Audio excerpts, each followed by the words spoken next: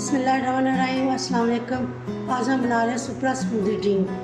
तो दिखा दूँ आपको, ये मैंने 2 केले लिए हैं, 4 खजूरें मैंने घुटनी निकाल के लिए हैं और आधी प्याली दही है मेरे पास, 1 बड़ा कप दूध का है और 2 टेबलस्पून भर के मैंने ड्राई दूध लिया है, 2 टेबलस्पून चीनी है और बादाम गार्निश के लिए अपनी मर्ज़ी से, और आइस क्यूब्स लिए मैंने। तो चले हम इसे स्टार्ट करते हैं। चलिए जी, जग में डाल रहे हैं हम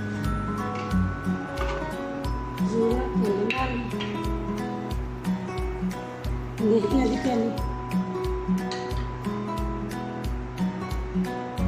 दूध, 1 बड़ा वाला कप ठंडा लिया मैंने,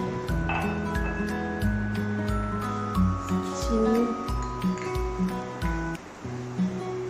ड्राई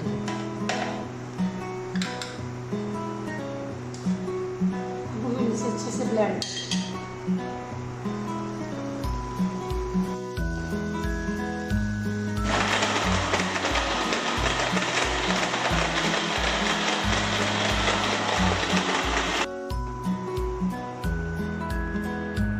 देखिए जी, आइस मैंने ग्लास में डाल दी है।